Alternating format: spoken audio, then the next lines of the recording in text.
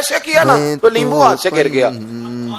وہ بچے پلیئر نہیں ہوتے, وہ گیند گرتی ہے تو چھلانگ لگا کے پکڑ لیتے. تو بڑا گھوڑ سوار تھا, نیزہ باز تھا, چھلانگ لگائی لیمبو کیش کرنے کے لیے. کیسے تو کیسے بچے, یوں ہاتھ گھمایا, لیمبو گرا تو چھلانگ لگائی, نیچے جھکا. جب نیچے جھکا نا تو گر گیا گھوڑے سے. جو پیر تھا وہ گھوڑے کی رکاب میں الجھ گیا. گھوڑا ڈر کے دوڑ گیا. جب گھوڑا دوڑا تو زمین پر زور زور سے سر لگنے لگا. سپاہیوں کہتا دوڑو اس کو پکڑو. سپاہی بھی دوڑے پر گھوڑا قابو نہ آیا. گھوڑا اس وقت رکا جب نہ اس کا چہرہ پہچانا جاتا تھا, نہ آنکھیں سلامت تھی, نہ ناک سلامت تھی. اس کی کھوپڑی ساری اس طرح چور چور ہو گئی جیسے کسی نے ہتھوڑے کے ساتھ پیسی ہو. ہلاکو کی لاش سے خون بہ رہا تھا. بابا ہنس رہا تھا.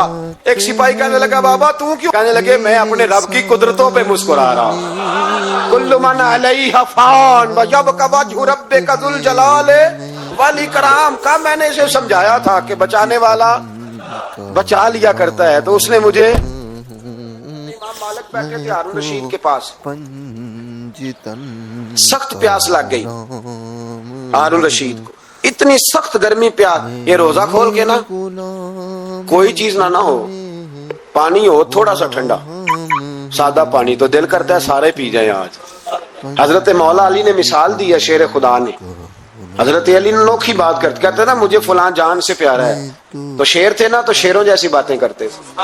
کسی نے پوچھا آپ کو نبی پاک صلی اللہ علیہ وسلم سے کتنا پیار ہے؟ تو فرمانے لگے سخت گرمی سخت پیاس میں جتنا بندے کو ٹھنڈے پانی سے پیار ہوتا ہے مجھے اس سے بھی بڑھ کے اپنے نبی سے پیار ہے صلی اللہ. کیسی مثال عطا فرمائی. لوگ وہیں کھڑے ہیں جان سے زیادہ پیارے. فرمایا نہیں, سخت گرمی میں سخت پیاس میں اتنا بندے کو ٹھنڈے پانی سے پیار ہوتا ہے مجھے اس سے زیادہ مصطفیٰ سے پیار ہے. یہ مولا علی کا فرمان ہے. ہارون رشید کو پیاس لگ گئی تو پانی کچھ دیر سے آیا تو تڑپنے لگا. پانی لاؤ, گلا خشک ہو گیا. گھنٹہ ہو گیا, شور کرنے لگا, جلال میں آ گیا, تڑپ. لاتے کیوں نہیں, جلدی کرو.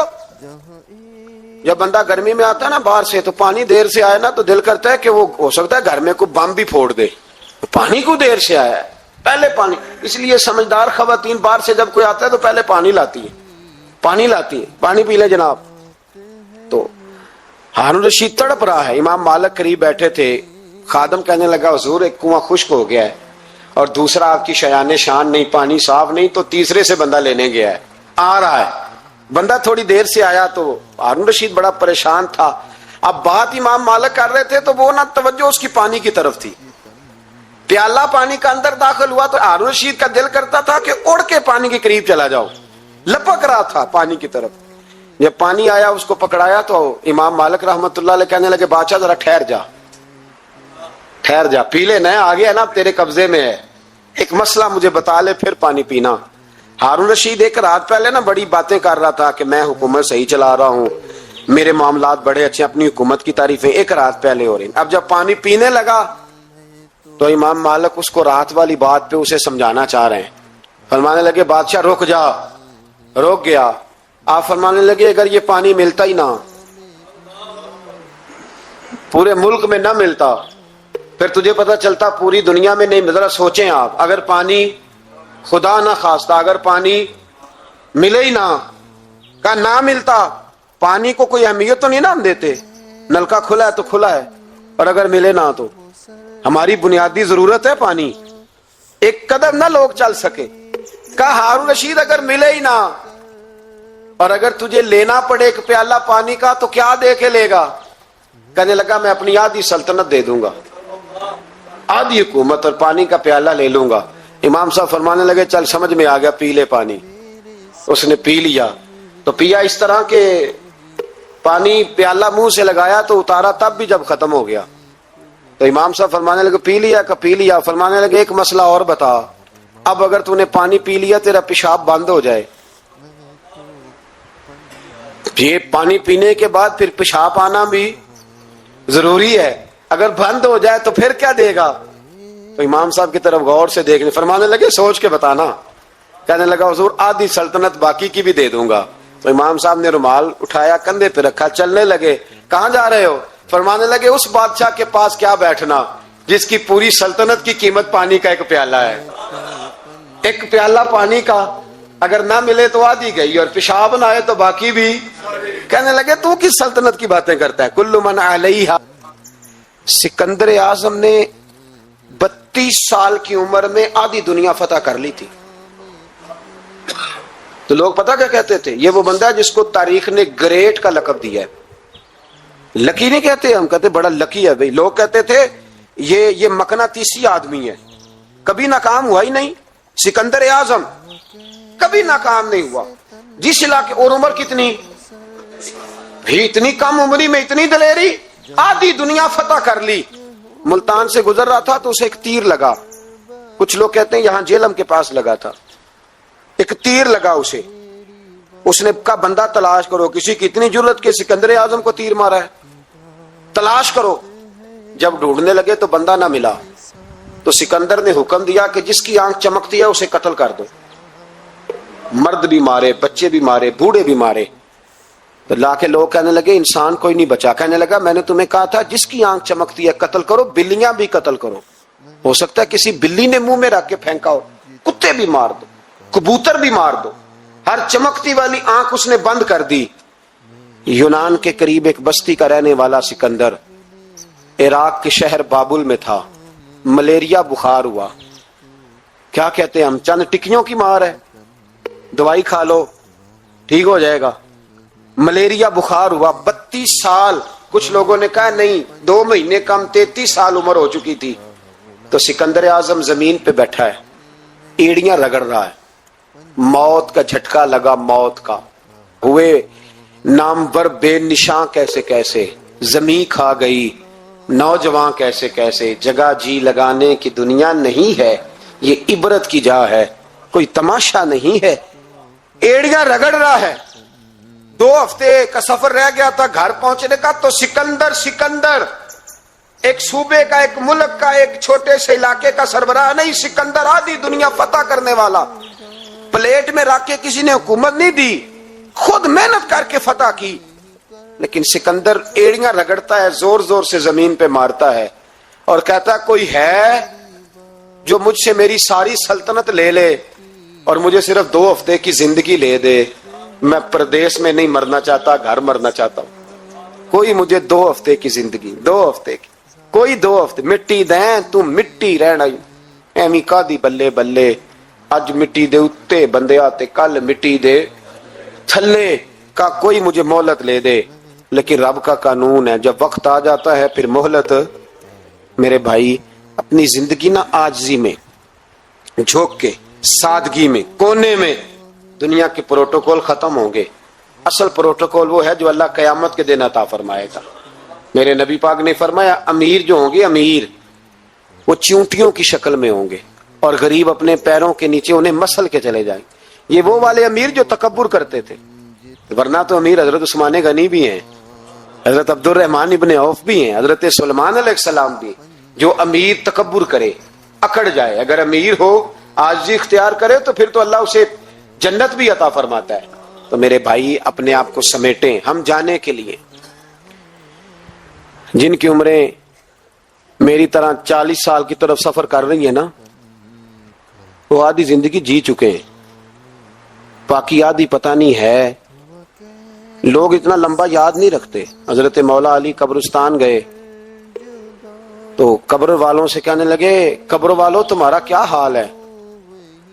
تو ایک مردہ قبر کے اندر سے بول کے کہنے لگا علی کفن پھٹ گیا ہے، ہڈیاں چور چور ہیں، مال تو پتہ نہیں کہاں رہ گیا پر حساب دینا پڑ رہا ہے، آپ بتائیے پیچھے ہمارے گھر والوں کا کیا حال ہے؟ تو حضرت علی فرمانے لگے جہاں تم بیٹھتے تھے وہاں کوئی اور بیٹھنے لگ گیا ہے، تمہاری بیویوں نے نئے نکاح کر لیے، تمہارے دوستوں نے نئے دوست بنا لیے، اب تو لوگ تمہیں یاد بھی نہیں کرتے، اب تو تمہارا ذکر ہی کوئی نہیں کرتا، اب تو ختم ہو گیا، تمہارا تذکرہ بھی کوئی نہیں۔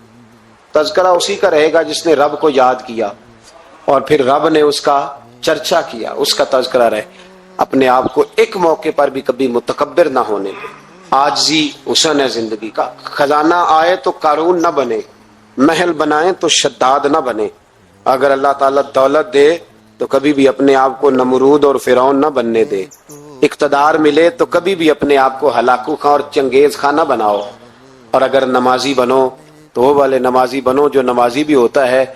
حضرت عمر فاروق کو کسی نے عید والے دن دیکھا تو عمر رو رہے تھے، چھوٹی عید والے دن۔ ہمارے ہاں تو لوگوں نے ڈیک تیار کر کے رکھ لیے ہیں، تیاری ہو گئی ہے، چاند رات کو جو نیکیاں کمائی ہیں وہ ساری شیطان کے حوالے کریں گے، معاذ اللہ ماشاء اللہ، اس کو کہیں گے لے جا، ہم نے کمائی ہیں تیرے لیے، فوراً پہلی رات ہی، ادھر اعلان ہوا نہیں ادھر تماشے لگے نہیں، معاذ اللہ۔ حضرت عمر عید والے دن رو رہے تھے، کسی نے کہا عمر یہ خوشی کا دن ہے آپ رو رہے ہیں، تو فرمانے لگے خوش تو وہ ہونا جس کو یقین ہے کہ اس کا نماز روزہ قبول ہو گیا، مجھے تو ابھی پتہ ہی نہیں میرا قبول ہوا ہے کہ واپس کر دیا جائے گا، جاؤ مجھے کچھ خبری سناؤ آ کے کہ میرا قبول ہوا۔ وہ تو بے نیاز ہے، وہ تو دل کرے تو کہے جا اٹھا کے لے جا، تیرا مجھے پسند ہی نہیں۔ عاجزی میں رہیں، انکساری میں رہیں، عمل کر کے روئیں، کہے مولا تیرے قابل تو نہیں پر تو مہربانی فرما، اسے قبول فرما۔ ایک صحابی تھے، ان کی 4 بیویاں تھیں، عتبہ نام تھا۔ تو آپ کو پتہ ہے یہ بناؤ سنگار سے عورتوں کو زیادہ دلچسپی ہوتی ہے، اچھی خوشبو کہاں سے ملتی ہے، بناؤ سنگار کا سامان، تو عورتیں ذرا اس کے اندر اپنے آپ کو ذرا اگلی صفوں میں سمجھتی ہیں، اور چلو اچھی بات بھی ہے، اپنے خاوند کے لیے اگر کوئی عورت بناؤ سنگار کرے تو باعث اجر ہے اس کے لیے۔ تو وہ 4 بیویاں کہتی ہیں کہ ہم نا ایک سے بڑھ کر ایک خوشبو استعمال کرتی ہیں، لیکن ہمارے شوہر حضرت عتبہ رضی اللہ تعالیٰ عنہ صحابی تھے، ان کو ہم نے کبھی خوشبو لگاتے نہیں دیکھا، اور ان کی خوشبو ہمیشہ ہماری خوشبو پہ غلبہ پا جاتی۔ تو وہ صحابیات 4 کہتی ہیں کہ ہم ٹٹولتی تھیں، ان کی جیبیں دیکھتی تھی، خوشبو کہاں سے لاتا ہے، پر خوشبو کوئی نہیں، جسم بڑا مہکتا ہے۔ ہم نے بڑی کوشش کی 4 نے مل کے، 4 بیویاں، سمجھ نہیں آتی تھی۔ فرماتے ایک دن 4 اکٹھی ہو کے کہنے لگی آج نہ چلو اس بات پہ تو 4 سوکنے اتفاق کرے نا۔ کہتے نے اپنے شوہر سے کہا آپ بتائیے خوشبو کہاں سے لاتے ہیں؟ کہنے لگے اللہ کی قسم کبھی لگائی نہیں، اوئے ہوئے ہوئے، کبھی نہیں لگائی، اس پتے سے ڈھونڈنا قاصد میرے دلدار، کبھی لگائی نہیں خوشبو۔ کہا آپ عجیب بات کرتے ہیں، ہم تھک گئی ہیں سالوں سے اور لگاتے نہیں، یہ کیسی بات ہے؟ تو فرمانے لگے آؤ نا سنو نا، میرا قصہ تو سنو، میری داستان حسن تو سنو، میرے اوپر جو کرم کی برکھا برسی بس مختصر سی میری کہانی ہے، یہ جو بھی ہے ان کی مہربانی ہے۔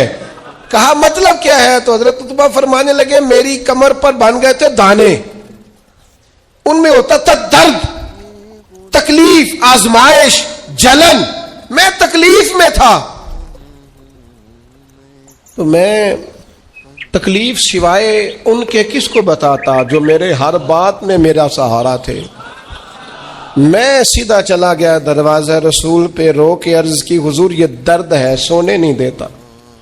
تو کہتے ہیں کریم نے فرمایا تو کرتا اوپر کرنا۔ کہتے ہیں میں نے کرتا اوپر کیا تو حضور نے لعاب دہن انگلی سے لگا کے میری کمر پہ لگایا۔ فرماتے ہیں وہ لعاب دہن میری بیماری لے گیا اور خوشبوئیں چھوڑ گیا۔ میں جیسے جیسے غسل کرتا جاتا ہوں خوشبو بڑھتی جاتی ہے، تازگی بڑھتی جاتی ہے۔ نہ سمجھ آئے تو مدینہ جا کے دیکھو، مسجد نبوی میں بیٹھ کے دیکھو، جاؤ حضور سید عالم کے شہر نور کی گلیوں سے ہو کر جا کر دیکھو، عرصہ ہوا طیبہ کی گلیوں سے وہ گزرے تھے، اب تک ان گلیوں میں خوشبو ہے پسینے کی۔ جا کے دیکھ لو، نظارہ کر لو۔ اللہ تعالیٰ نے حضور کا سراپا ہی ایسا بنایا، یہ حضور کے دستے مبارک ہے نا۔ حضرت انس بن مالک فرماتے ہیں میں نے ریشم بھی اتنا نرم نہیں دیکھا جتنا حضور کے ہاتھ نرم تھے، کستوری سے اتنی خوشبو نہیں آتی جتنی دستے مبارک سے آتی تھی۔ اور فرماتے ہیں عرب کی گرمی بڑی مشہور تھی، میں حضور کے دستے مبارک ہاتھ میں لیتا تو برف سے زیادہ ٹھنڈے ہوتے۔ اتنا اللہ تعالیٰ نے محبوب کو معنویت کے ساتھ سجایا، سنوارا، کمال ہو گئی۔ حضرت ابی بن کعب رضی اللہ تعالیٰ عنہ نے امیر المومنین سیدنا فاروق اعظم پہ مقدمہ کر دیا تھا۔ عدالت تھی، جج تھے حضرت زید بن ثابت۔ حضرت عمر پہنچے، حضرت زید بن ثابت اٹھ کے کھڑے ہوئے، जगह खाली का अमीरुल मोमिनीन बैठ जाइए। आप फरमाने लगे ज़ैद ये तुमने नाइंसाफी की, हम दोनों आए थे मुकदमा लेके, या तो दोनों के लिए जगह बनाते, तुमने ठीक नहीं किया। फिर बात जरा आगे बढ़ी, हजरत उबई बिन काब ने मुतालबा किया कि हजरत उमर फलां बात पे कसम उठाएं, तो हजरत ज़ैद बिन साबित जाज थे, कहने लगे आप अमीरुल मोमिनीन से ये मुतालबा कर रहे हैं। तो हजरत उमर फारूक कहने लगे ज़ैद आप इस मुकदमे का फैसला कर लें, इसके बाद मैं आपको फारिग कर दूंगा। आप मुझे अमीरुल मोमिनीन कह रहे हैं और अमीरुल मोमिनीन कह के आप यकतरफा हो रहे हैं, और जो आदमी इंसाफ लेने आपके दरवाजे पे आया हुआ है, इस मुल्क का मसला क्या है? इस मुल्क का मसला गरीबी नहीं, मेरे वतन का मसला यह है कि अमीर गरीब के लिए कानून अलग अलग है। यहां 11-11 साल 12-12 साल एक शख्स जेल में रह के आता है, लेकिन बाद में पता चलता है वो तो बेगुनाह था। उसके 11 साल कौन वापस करेगा? उसके 20 साल जिंदगी के जो सुलाखों के पीछे कट गए कौन वापस करेगा? और अमीर आदमी वो तो कबल गिरफ्तारी जमानत करा लेता है। उनके पास तो बड़े बड़े इशू हैं, बड़े बड़े वकील हैं, बड़े बड़े डॉक्टरों की उनके पास रिपोर्टें हैं, वो तो सारा कुछ कर सकते हैं, कोई है ही नहीं उनको रोकने वाला। मेरे अजीजों आप समझे मेरी बात को। हजरत उमर फारूक फरमाने लगे ये फैसला कर लें, इसलिए कि हजरत उमर अगर सिर्फ अपना सोचते तो नजरिया नहीं बचता था। जनाब उमर रदी अल्लाह तआला अन्हु ने ना सिर्फ अपना नहीं सोचा, उन्होंने। अस्सलाम वालेकुम दोस्तों, मैं हूं बिलाल हुसैन और आप देख रहे हैं मेरा यूट्यूब चैनल माशाल्लाह। अगर हमारे चैनल की वीडियो आप दोस्तों को अच्छी लगी हो तो ज़रूर हमारे चैनल को सब्सक्राइब करें और घंटी वाले निशान को दबाएं ताकि आने वाली वीडियो बआसानी आप प्यारे दोस्तों तक पहुंच सके। जज़ाकल्लाह माशाल्लाह।